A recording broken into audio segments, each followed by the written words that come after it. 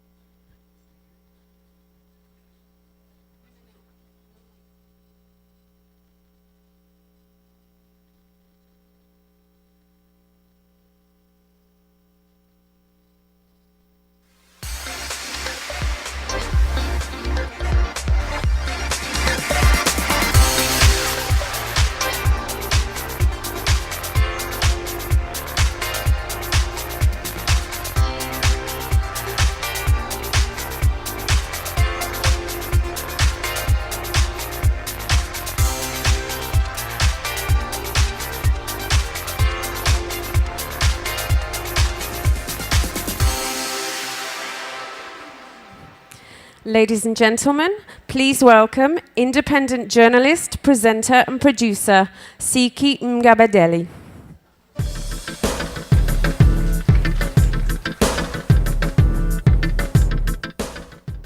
Ladies and gentlemen, good afternoon and welcome to the second GSMA Connected Women Conference here in New York City. As you heard, I'm Sikim Gabadeli and I'm going to be your moderator and I suppose your guide over the next day and a half as we engage in breaking the mold in mobile. We're so happy to see all of you here. Give yourselves a round of applause. It's a cold day.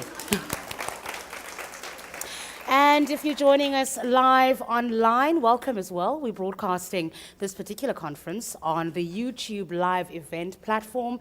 So if you do break the stream, we apologize in advance. Bear with us, we will fix it and make sure that you don't miss out on any of the conversations that we're going to be having. Now, this time last year, we gathered in Brussels. And there, really, I think the conference was more about fact-finding, trying to get a sense of where women are in the mobile industry, where you wanted to go, and how you plan to get there. This year, we're picking up the pace a little bit, and we're talking about skills, we're talking about innovation, we're talking about how all of those things, and entrepreneurship, of course, then impact on your bottom line as well. We're also trying to get an increasingly impatient youth to be interested in this particular sector, to climb the ladder, firstly get in, right? Stay, and then get into leadership positions. There are a lot of statistics out there about how few women are in high positions in the mobile industry, in the private sector in general. We all know the saying, torture the statistics, and they'll confess, right? So, what we try and do is we mix the statistics, we mix the formal study, and we mix that with your personal experiences as people working in the corporate sector, and then we get a much fuller picture of what is actually happening in the landscape. So we have some excellent speakers who are going to be talking to you, and I'm hoping that you're going to be an engaged audience as well. It's not a one-way street flowing this way. It's a two-way, and I'm going to give you lots of opportunity to ask all sorts of questions over the next day and a half. So let's get you officially welcomed. Please welcome to the stage Michael O'Hara, who is Chief Marketing Officer at the GSMA.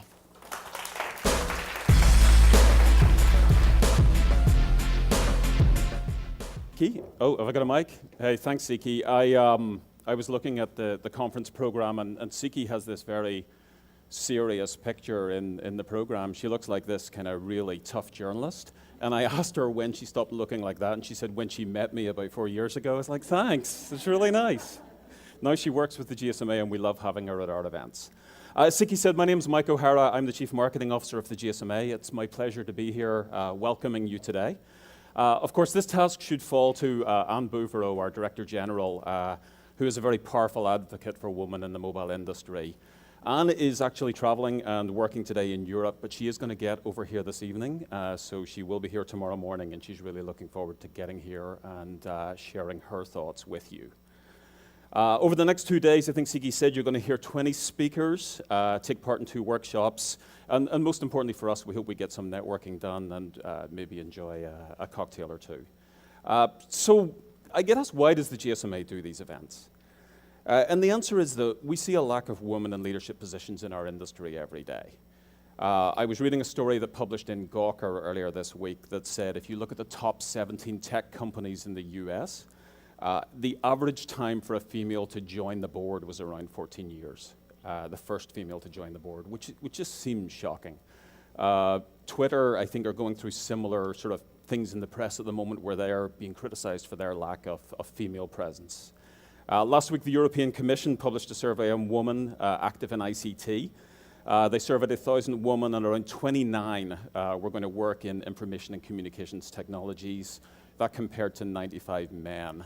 I sort of looked at it and thought 95 men sounds like a really low number, so that 29 women just sounds like we're way out of base here. Next week, we have the GSMA board meeting actually in New York City. Anne Bouvereau, our Director General, will be the only woman sitting at a table of the 26 leaders of the mobile industry. And then if I think about my day job, as I prepare for Mobile World Congress every year, I'm constantly looking for great female CEOs of top companies to put on stage and to share their insights. And it's tough because there's quite a small pool to work with. And even when you get to the right people, it's really, really hard to get their commitment to come to Barcelona and to speak at Mobile World Congress. So it's something we're all living with every day. The GSMA wants to address this challenge, and that's why we formed this Connected Woman program. We want to inspire our industry to take positive action. We want to establish a roster of female leaders that can encourage and mentor those in the early stages of their career. And we want the participants here today to share their experiences, and work together to solve the challenges that lie ahead. In the last 10 years, I've had 4 bosses, 3 of them have been women. It's worked out okay. 65% of my marketing team is female. I think we need to get more statistics like that. I realize working in marketing, I have a little bit of an advantage, but I don't think that's beyond us to really set some goals and try and get those numbers across our industry. Just as I wrap up here, I'd like to thank the fabulous Vicky Slight. Where are you, Vicky? Vicky, stand up. Does everyone know? Vicky is part of my team. I would love to say I manage Vicky. I try to direct Vicky and find myself doing what I'm told much of the time. But Vicky puts a lot of work into this. It's not her day job. It's something she takes on. And we're very proud of the work you do, Vicky, so thank you. We also want to thank Dee Gibbs and Vicky McLeod for their help. Dee at Liberty Communications, Vicky at Global Telecom Women's Network, who support us with this, and Project People for sponsoring the lunch on Friday. Project People have also been close friends of the GSMA, and we appreciate their support. Also, my fabulous team, Greg, Shafiq, Hillary, Rasheen, Una, and Jackie, you've all done an amazing job. We really appreciate it. Thank you. With that, I'm going to get off stage and let the people you really want to hear get up here. Again, we wish you a very warm welcome. We hope you really enjoy the 2 days, and we look forward to engaging with you and spending some time with you. Thank you very much.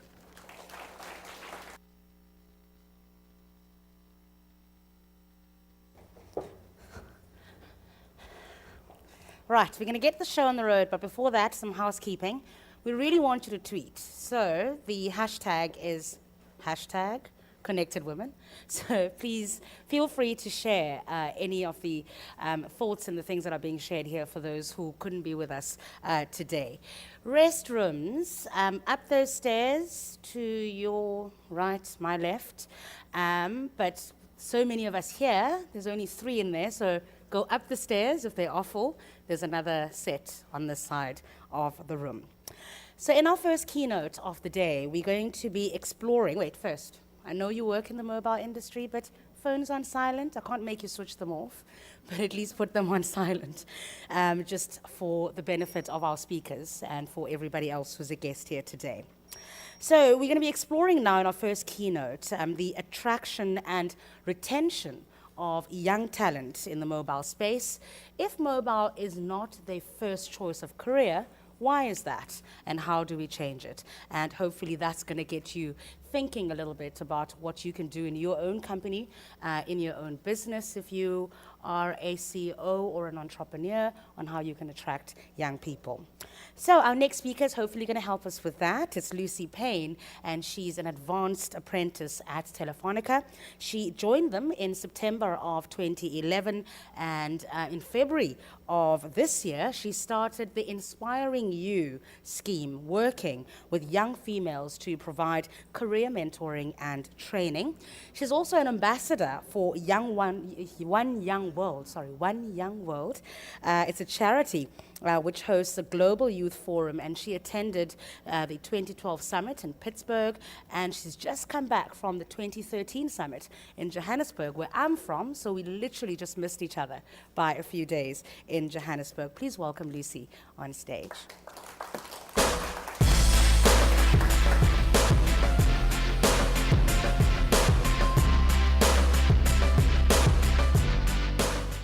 Thank you, CK. Good afternoon, everybody. I'd like to start by thanking Vicky for inviting me here today to share with you how I think we can make mobile the first choice for the next generation. I started in mobile when I was 17 and I'm now 20. But I'm going to share with you my personal story and my background, so we'll take you back to when I was at school. Okay. So I'm going to start with when I was 15. The only 2 things I was interested in was boys and makeup, which set my career ambition to be a glamorous makeup artist, travelling all over the world, living a very glamorous lifestyle. At the time, school wasn't very important to me, especially not my IT lessons. That was a 1 hour a week where we'd sit and gossip about the weekend and who's doing what at the next weekend. It wasn't taken seriously at all. But if only I'd have known then what I know now, then I would have tried much harder in those IT lessons. So when I started sixth form, my career ambitions had changed totally again. And this time round, I wanted to be a religious studies teacher, so completely different from a makeup artist. I didn't last very long at sixth form. In fact, I only lasted 3 weeks. And the reason why is because I didn't like the whole classroom environment anymore, and I definitely didn't like being treated like a child. So I took a job at the popular fashion retailer, New Look. And again, I didn't last very long there either. I only lasted 3 months. And the reason being is because the job was just not challenging enough. It was very mundane, and it just didn't challenge me enough day to day. So I went on to take a job at Lloyd's Banking Group, being a claims advisor. And it was here that I decided that I wanted to carry on learning. I wasn't ready to give up education, and I still wanted to get some qualifications behind my back. So I was browsing through jobs online, in Telefonica, and the reason being is that my dad had worked there for 15 years, and I knew it was a great company to work for. I came across the apprenticeship scheme, which is a 3-year programme offering the apprentices the opportunity to move around the company every 6 months, getting experience in all the different areas. I could also gain qualifications here, as well as earning a good salary, which is a bonus for everybody. So I started there in September 2011. Oh, can we just go back one, sorry. Thank you. So I was 2 females out of 12. There was 10 guys, 12 girls. And the first couple of months of my time at Telefonica were a real big struggle. In the first 2 weeks, I was sent to Leicester and Slough in England. Not sure if you know where that is. 2 big cities. And before that, I'd never even been out of Leeds before on my own, which is only 15 miles from my home. So I was very homesick all the time, like very much dependent on my mum and dad. And my manager at the time described me as a big pink fluffy ball. Still very much the little girl, still very immature. But 2 months into my time at Telefonica, we went on a residential trip to Wales. And the purpose of being in Wales was to figure out which part of a team we play. And it was here that I realised working within a team and having team motivation and a good team spirit allows you to overcome any personal battles. So here you can see I'm about to have sailed down a cliff face, which I'd never imagined myself doing in a million years, and I would have never done it if it hadn't have been for the motivation of the team. But I managed to abseil down the cliff face and climb back up the other side, which was a great experience and definitely overcame some personal challenges. After around a year of being with the company, I was chosen to represent Telefonica at One Young World, which, as Siki said, is a global summit for young leaders to gather, and we talk about world issues and how we as young leaders can make positive changes to sort of end these world issues. The summit gathers many, many strong world leaders. For example, Bill Clinton did the keynote speech last year. Whilst I was at the summit, I attended a breakout session called Companies Should Have Quotas for Women on Their Boards. The summit turned into a really big debate. There was around 40 women from every corner of the earth, and we spoke about how young women need to be mentored throughout their whole career. And women should not see each other as competition. They should support each other's potential and career paths throughout day-to-day life. Whilst I was in the session, I realised that no one had ever spoke to me about a future career plan when I was at school, and they definitely never mentioned any option of being a senior leader or a chief executive of a company. And it was here that I decided that I was going to make a change to that. I didn't want other young women to feel like they couldn't be successful in a big corporate environment. They absolutely have every right to be. So on my return, I founded the scheme Inspiring You.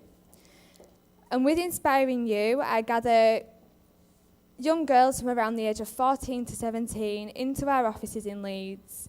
And we talk to them about what skills and personal attributes they have that they can take to a company and really shout about. During the day, it's a day-long workshop, and during that day, we work through a lot of team building activities to give them the real life experience of what it's like to work in a team with people that you may not necessarily know.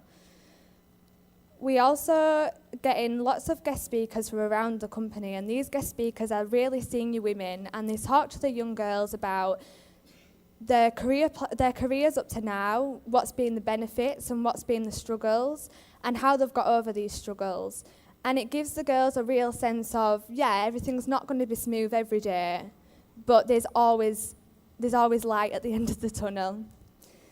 So this is an example of what the workshops look like, just to give you a bit of a flavour. So there we have Philippa, who's a guest speaker. She's a very senior lady in the company, and she's only 29, and the girls can really relate to this. So they see that Philippa's still a young woman, and they think, yeah, that could be me soon, that could be me one day.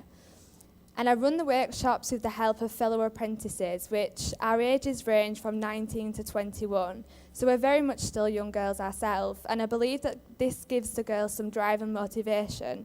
And they feel like, well, we're only 14 and these girls are 19, that's not very long away. So it gives them the sense to really start thinking about what they want to do with their careers. We speak to them about typical roles in technology and try and break down the stereotyping. That it's geeky and male-dominated, because it certainly isn't. It attracted me, so they did a good job. So here's an example of this kind of team-building activities that we do. Here the girls are making chairs out of balloons, which they have to sit on, and they have to last 3 seconds in the chair, and unfortunately they always burst. It's not a very good success story with the chairs. I asked my fellow peers and apprentices what their opinions are on how we can make mobile the first choice for the next generation. I think it's important to give other young people a voice as well. So this is David Thompson. He's a fellow apprentice. He's been with the company the same length of time as I have. And David's opinions on how we make mobile the first choice is we need to keep it relevant because we're using it every day. It needs to be fresh and it needs to stay modern. It needs to be engaging so they don't lose interest and don't get bored. And it needs to be accessible because we need to use it every day. And next we have Oliver. So Oliver's a bit of a musician. He's been with the company a year and he decided he'd make us a rhyme. So Oliver's opinion is we need to make it cheap, make it cheerful, and make it work wherever and whenever we need it. Make it social, make it shareable, and make it safe and secure, or we'll leave it. And next we have Amber, and is the voice clip going to work? So Amber's own words. The biggest issue that I see in the industry that I work in is a lack of young professional women. Technology is seen to be geeky and dull and boring and not very sexy or girly, and I think companies need to work at changing this false perception, because I bet there's some amazing talent out there that's not even been discovered, and it's simply because girls are put off by the man's world image that the tech industry holds. I think women can offer different views and different opinions and ideas, and we need to welcome this diversity with open arms. So there's Amber. And next we have Jonathan Payne, who is my big brother, also works for the company, and he's been with the company just over a year. And Jonathan said that in order to make the industry more attractive to the younger generation, we need to make it so modern, and literally we don't even have, we have mobile phones in our hands constantly, and a desk phone just doesn't cut it anymore. That's in his own words, and he said he doesn't even have a house phone. So there we go. And next we have Jo Moore, who's a very good friend of mine, and we've worked together for the whole time we've been at Telefonica. And Jo always has lots to say, as I'm sure you can see on all the points. So Joe said that he thinks the industry needs to offer good career opportunities, the right tools to do the job, offer a great, reliable service, a strong, trusted, likeable brand, fair senior leaders, good pay and annual leave, and flexible working. The reason why good pay and annual leave is so key to Joe is because he likes to take lots of holidays, do that throughout the year. And so it's very hard for me to sum up all of that when they've given so much great insight into what they think. So for me, in order to attract the next generation, we need to stay continuously attractive for this young generation and the generation that follows. Very much when I first thought that I wanted to be a glamorous makeup artist, and that was the extent of my career ambitions, with every Inspiring You workshop I run, with these young people, I open a world of opportunities and grow their ambition. So I'd like to say thank you again for the opportunity to speak and allow not only myself to share my opinions, but that of my peers also. I hope that this has given you a bit of a window into how to get more young people into mobile. Thank you.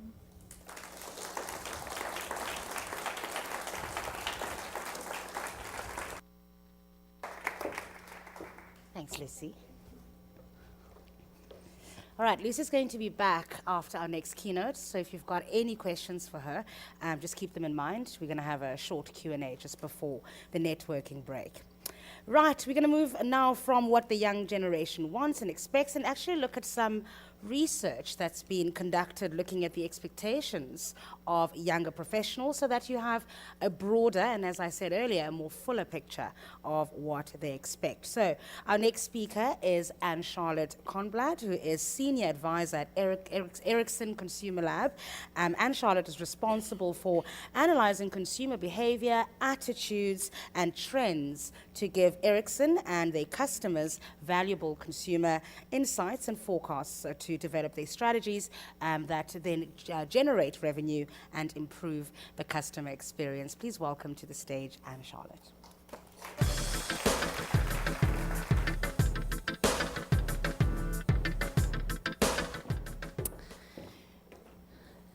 The millennials are the latest generation to enter the workforce, and as we heard Lucy telling us, they bring a lot of new skills and new ways of working into the workplace.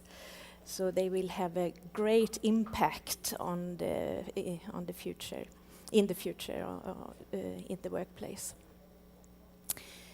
It's a large generation, 88 million in US. And it's larger than their parents' generation, the boomer, and much larger than the X generation. So in a few years, they will outweigh the previous generation at work. I'm working at Ericsson Consumer Lab, where we look at consumer behavior and attitudes. And the two last studies I've been involved in or in charge of is teenager communication, and the latest one, young professional at work. The one I'm going to talk about here today. But before I do that, I want to tell you about the ages. I'm talking about different generations here. It might be difficult to know where the age difference is. Millennials, 22 to 29 roughly, and X generation, 30 to 45, and the boomers, 46 to 65. So now I'm curious, how many millennials do we have in here? Raise a hand. Lucy, of course. Oh. Oh, yes, you are. So anyone else? Yeah, a few. And X generation? Oh, probably the majority. And the boomers are the rest. You don't need to raise your hand. I'm a boomer. So, to really understand the millennials, we need to look at the context in how they were brought up, the social context, political, to really understand their view of life.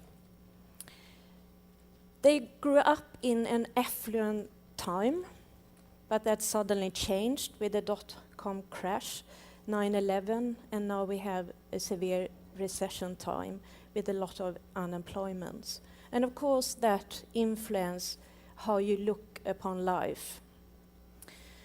They were raised by the boomer parents, and you know what they are called as well?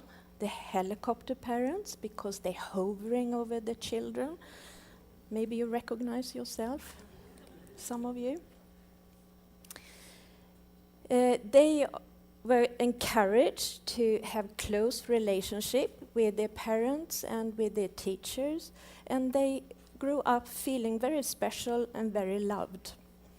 And of course that has impact and challenging for the work life as well. They had grown up in a global environment. They are very adaptable to change. Change is almost a constant for them. But the apparent difference between other generation is their technology skills. Extremely skilled with technology. And you might think that, oh, I manage my mobile phone pretty well and my tablet or PC or whatever, but it's no way you are as skilled as these young people, because they are grown up with it, they know what they're doing. Just to show that when they get the question, what makes your generation unique? The Millennial, they say technology, most of them, or 24%. Generation X also mention technology. And what about the boomers? They don't even mention technology. That's more values, and that is important for them.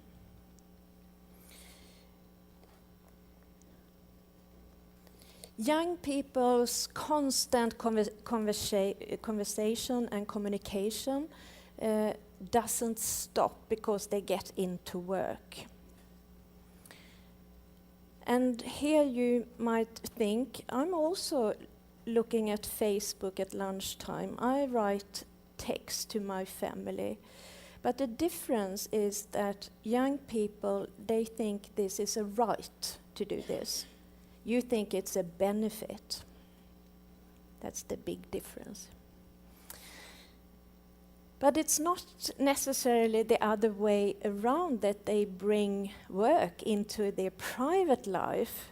We heard about Lucy's friend here wanted to have holidays, and work-life balance is very, very important for this generation.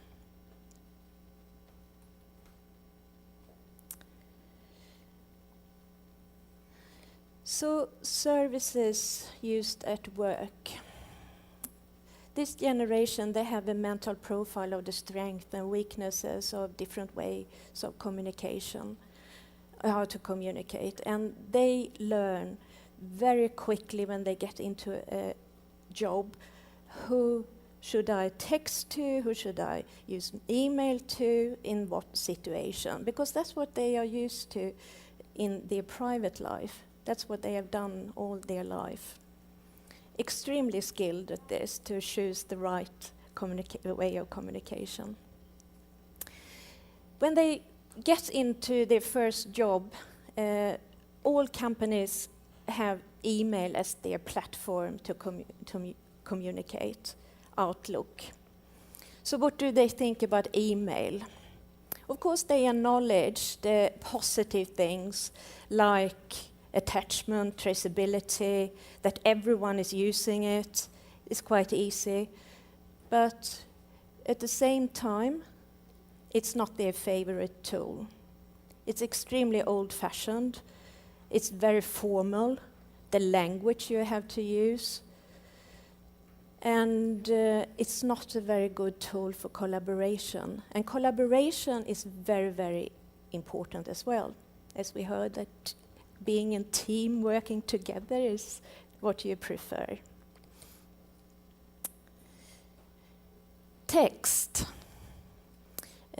Text is a very common way of communicate for young people, of course, but it's not used as much at work.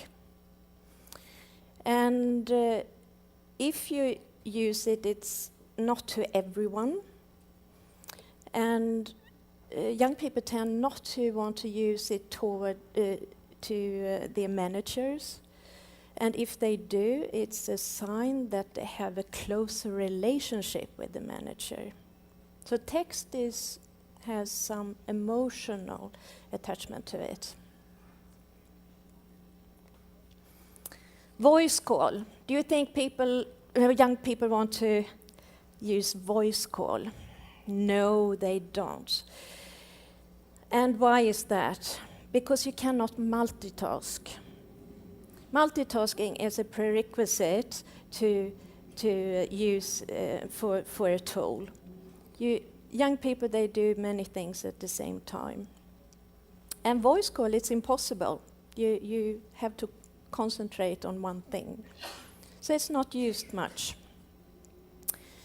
Of the possible tools at work, instant messaging is their favorite tool because it fulfills a lot of demands, requirements of young people, like informal, it's instant, and it's easy to collaborate through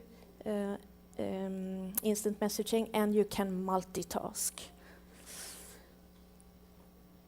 So, but there are drawbacks, and the drawbacks are that you cannot have attachment, and it might not be secure all the time, and when you get mobile, it might not work all the time either.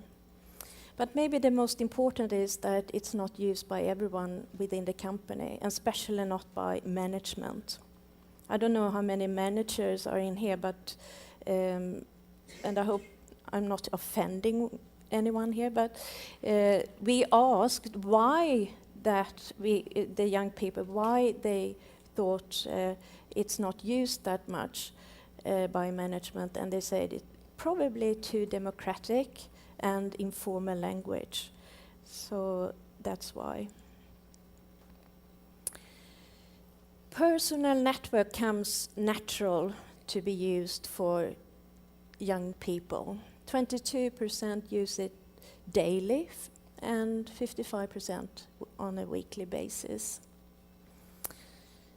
And the figures are not that different for other generation, but older generation tend to ask questions within the company to colleagues. Young people, they use their external network. They use Facebook, they use Twitter, all the new media, and they are not afraid of going outside the boundary of their company. So when you employ a person, a young person, you don't employ one, you employ his or her whole network, which could be very valuable for a company. So the ideal company in the eyes of a millennial. To keep millennials motivated, you have to make sure that they can use their personal life at work, multitask, the opportunity to work in teams, preferably with the people in the same age, and it's important to have a goal-oriented task, activity-based, so you decide when and where you want to do your work, and not how many hours you put in, but what you achieve. That's the most important. So you can do your other stuff and you feel like it.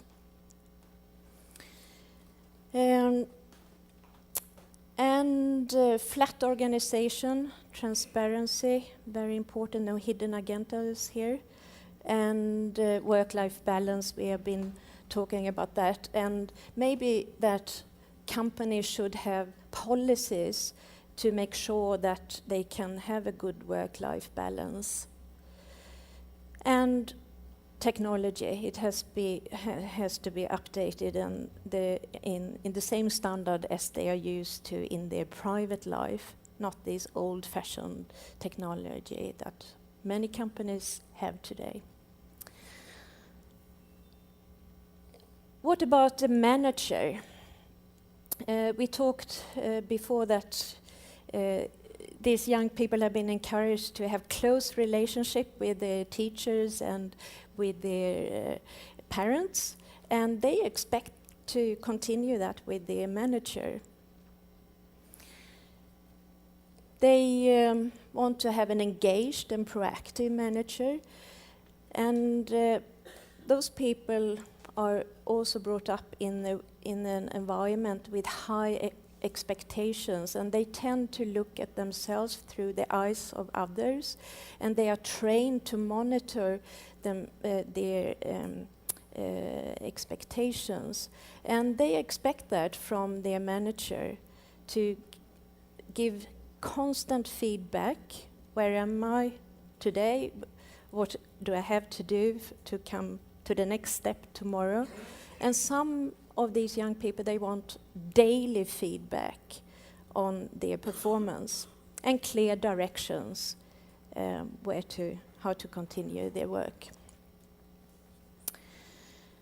So to meet all the demands and really get the opportunity to make the most of the young people's talents, all the units within a company has to understand this.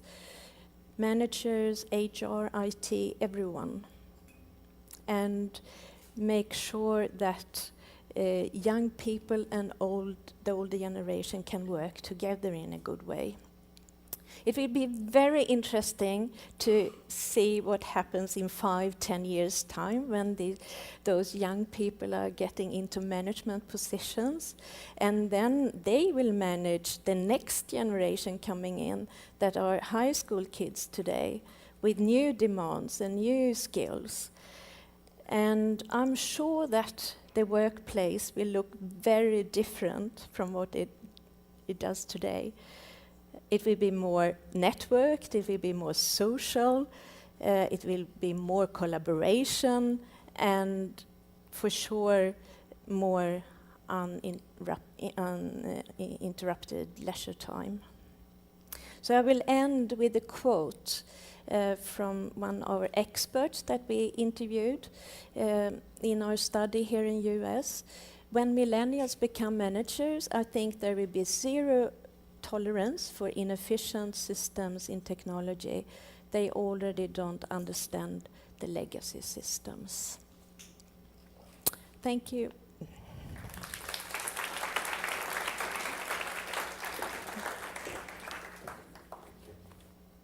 Thank you very much. Lucy, if you could join us as well.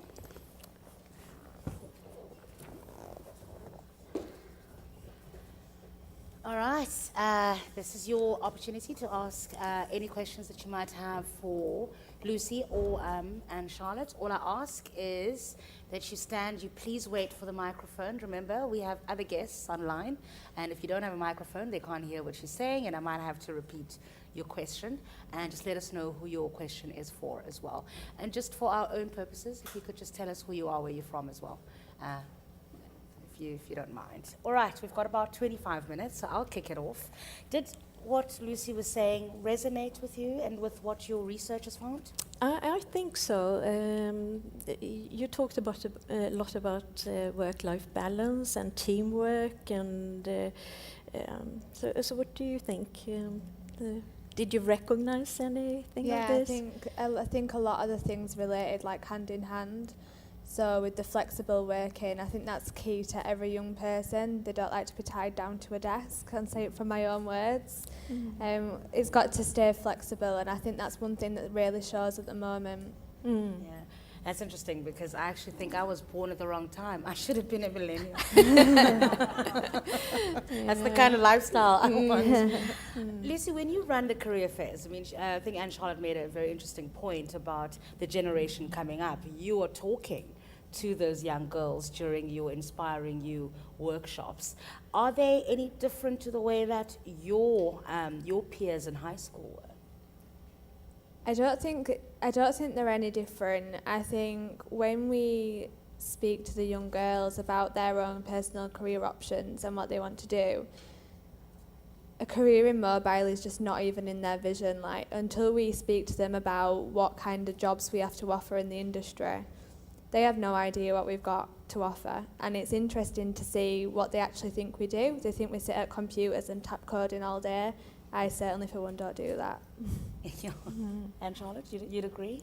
Absolutely. So, in our study, I forgot to tell you that the study we've done is done in US, and we had an online study and also interviewed 64 young people and their managers as well.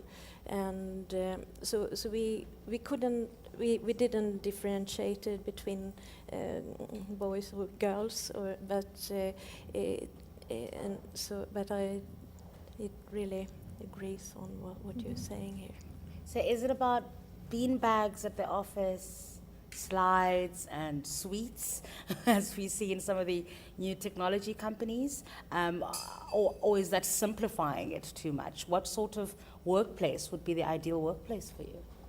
Has everybody seen the film The Internship?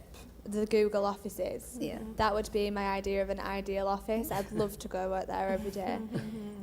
Yeah, I think the office, we're quite fortunate at Telefonica. Our offices are very colourful and bright and an exciting environment to work in. And I think it's an environment like that that's going to attract a younger generation. As I said, I was only 17 when I first started in the company. And it was a very exciting environment to be in, and that's why I've probably stayed so long, so much longer than I did at Lloyd's or New Look. And Charlotte, for those who are wanting to get, I suppose, more insights from people like Lucy, it's great Lucy's here, we're hearing it from her mouth, but often I find that we speak about young people, not to them, with them, and hearing them out. And maybe that's a boomer's thing. I'm not a boomer, by the way. But maybe that's what it is. It's just the way things were. Children were seen and not heard, I suppose. But that seems to be changing, particularly with mobile being such and social media. They are talking. Whether you are listening to them or not is a side issue, but they're talking. So how do we really engage with young people? It was quite interesting. When we did the study, we asked young people if they have suggested any improvements to their manager or to their company, and most of them said no. And we asked, you don't have any ideas of how to improve things? And said, oh yes. So we made them to write down their ideas, and they were writing. And they have plenty of ideas. But it has to do that you're young, of course, and you can be a bit intimidated to just suggest things. But if you ask them to do it, they have plenty of ideas about how to improve technology, but also other things. So just to talk to them. This is a generation that want to interact and be engaged, not to be left alone and do their job. They want devices. Yeah. Lucy, what about parents? We have career fairs, whether it's at schools or at tertiary institutions. That's directed at the students. But I know when I told my father I wanted to be a journalist, he said, no, you're going to land up in a war zone. I want you to be a doctor or a lawyer. And then I had to convince him to do this. I think there's a mindset that needs to be changed in the parents as well, because if your parents aren't working in the corporate sector, you're not likely to go and pursue a career there if they are as forceful as my parents were. So what do we do about the parents? I think a lot of it depends on educating. So not only educating the young people on what careers there are out there, but also educating the parents at the same time. I think a great idea would be to have speed dating for parents and their children. So whilst the child is learning about what career options they could possibly have, the parent is listening to all the benefits of that career at the same time. I think that would be a great way for a parent to really support their child into what career they want to get into. Good idea. Any questions? There's one there. Question and a comment as well. My name's Aparna Mohan. I work at MasterCard. We're a technology company focused in the payments industry, and mobile is an increasingly important part of our strategy. What Anne Charlotte said about the way millennials view flexibility in the workplace as a right versus the way I, as a Gen Xer, view it, which is very much as a benefit.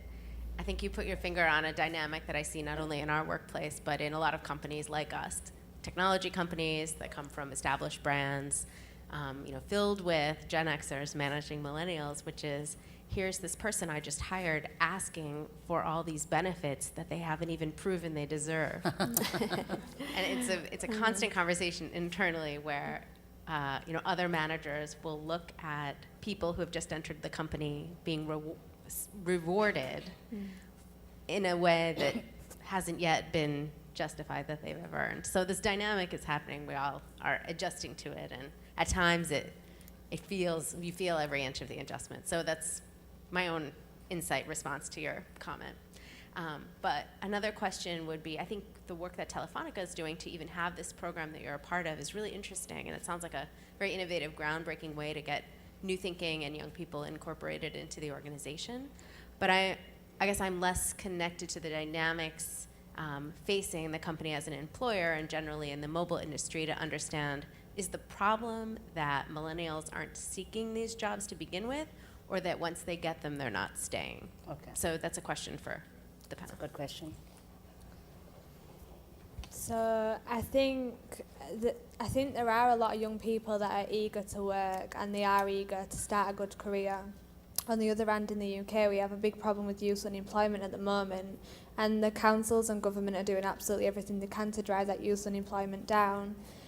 I think, for me, if a company is challenging that young person enough and providing them with the tools and the working day life that they need, then they're going to stay there. Like, why would anybody leave a job that they love? I think if you're providing someone with all those key benefits, and is it a benefit, or is it just the way that young people want to work and the conditions they want to work in? As you said, it comes across as, why is this young person asking if they can work at home? They don't really, they've not shown me that they're capable of doing that yet. It's not so much as a reward in my eyes. I think it's more, it's just the way that we've been brought up and the difference in generations. So I think as long as you're providing that young person with absolutely everything they need to love their job, then they're going to stay. Do you want to add to that? At the same time, it's the generation of instant gratification. So young people tend to change jobs quite, and they don't want to pay dues, and as we boomers did, we accepted that we had to work for maybe 10 years before we got to the next position. It's no way that you have the patience to wait that long. No. Well, I certainly don't. No. So the company have to, the old staff have to understand the new mindset of the young people, that it's a quicker pace, fast pace than we had when we were young. It's interesting. I've only been in my current job for 3 months, and I asked for 2 weeks leave to come here. And I didn't ask, I told them. I'm going to New York. So I think really I should be millennial. Any other questions? There's one here. Just we'll start with her and then we'll come to you. Hello, my name's Nicole Cressy. I work with Chemonics International. So I look at mobile technology from a slightly different perspective. We work in international development. And all of your information is really interesting in getting young people involved, but it seems it applies more to developing world. Does your research, Anne Charlotte, deal with getting young people in developing countries and third worlds involved? And how do we overcome an education gap? How do we get people involved who can then expand mobile technology throughout the ecosystem to the masses? Our study, or my research, is done in US, and but it's relevant for the Western world because we know that young people in Europe think exactly the same.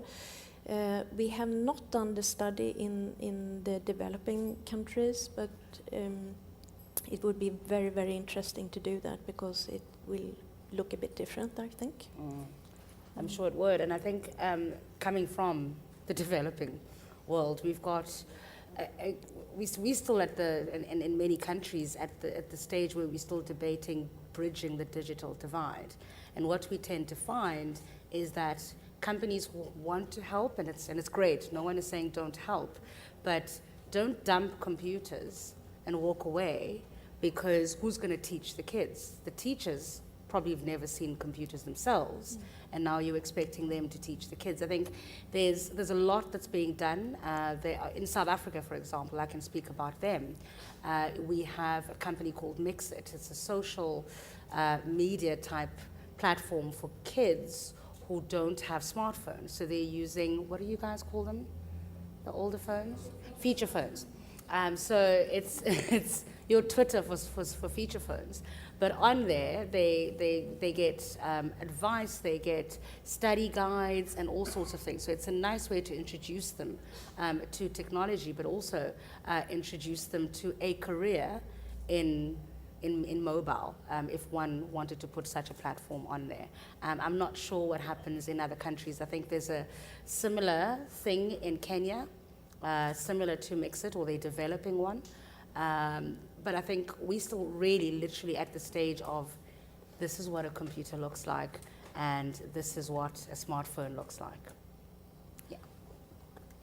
There was one here, sorry. If we could just have that microphone. I'll come back.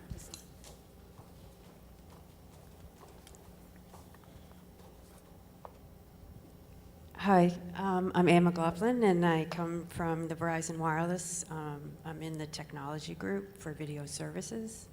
And my question for Anne Charlotte is, I'm wondering how your work within Ericsson is being applied. I mean, is this your life? Do you come and speak on behalf of women, you know? Or how is it being applied within Ericsson or in the Ericsson's market? Or is it purely research? Our work is used in many different ways. Are you talking about this particular study? Yeah. We are a global company, and there's a great interest of the result, because in some countries they already have the situation that the young people outweigh the older generation. For instance, in Mexico, and so there is a great interest from the management to bring new young talented people into and how to deal with the issues that what is happening. So we use this result. I have just shown you a fraction of all the information we have, and of course that is used internally. But we also talk about this to our customer and to other parties like this event, and So we are quite open with our information. It's not that we sit and hold on to it ourselves. All right. Yes, there's one here. Oh, after her. Hi,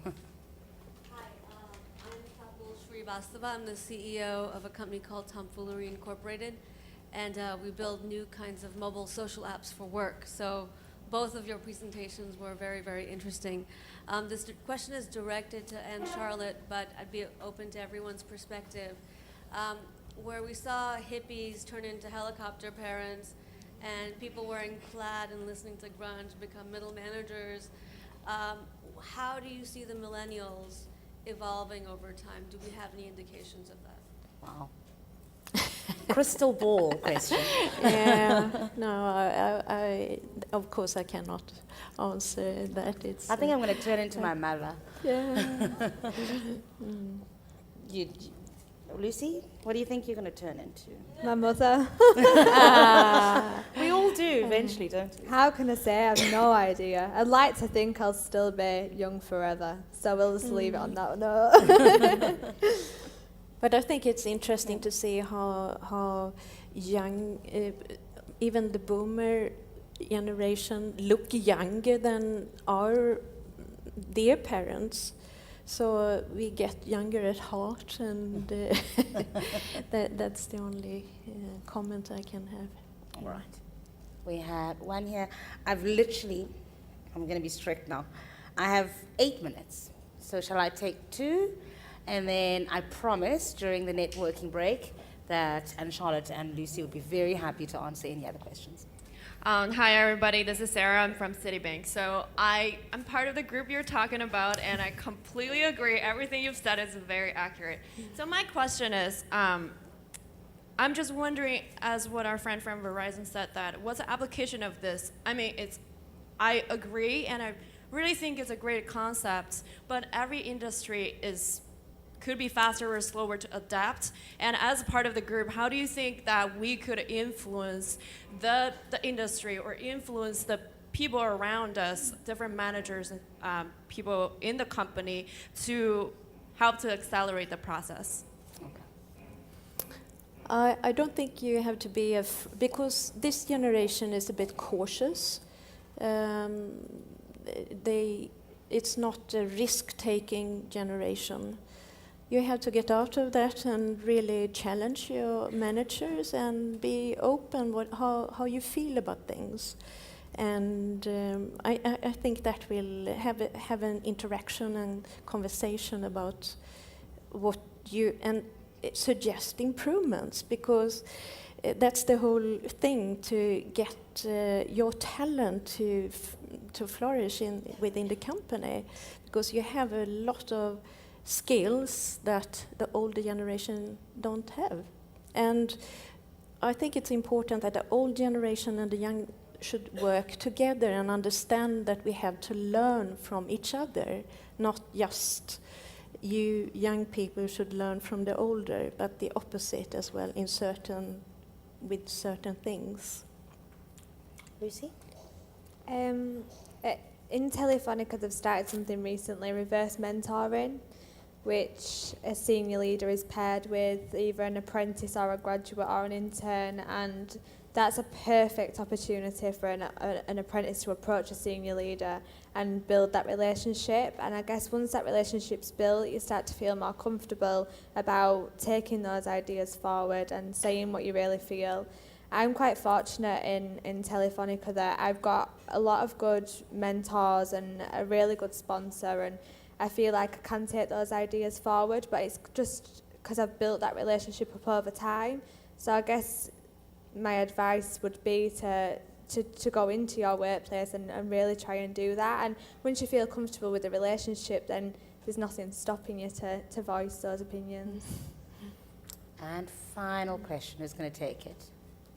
You take it.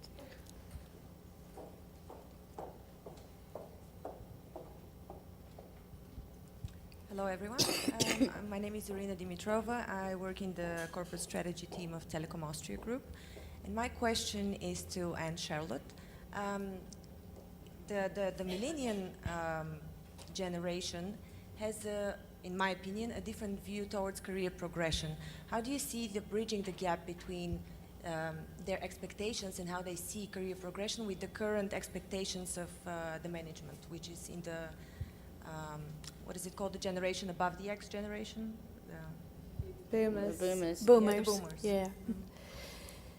Yeah, you're right. The young generation have a completely different view what is important, while the boomers probably thought it was more important to be a manager, while the young people is what their work is about.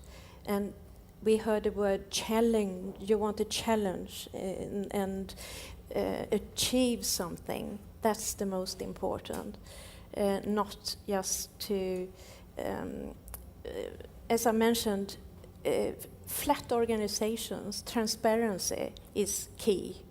And that doesn't give room for the management different levels. So it has to be structured in a different way in the future, I believe. Do you want to add to that? I think it's just a case of building a bridge and finding the middle point. I think the older generations can learn from the younger generations and vice versa, and I think it's probably going to take a few years until that's really settled out, until at least the millennials are like boomers.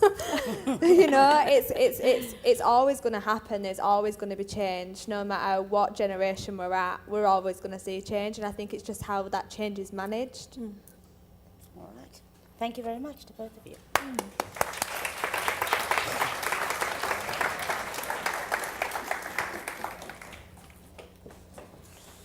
All right, so we're going to take a 30-minute comfort break, coffee break, and we'll be back here for a workshop. If I can ask you to be back and seated in 30 minutes. So it's all up there and upstairs. I'll see you in 30 minutes.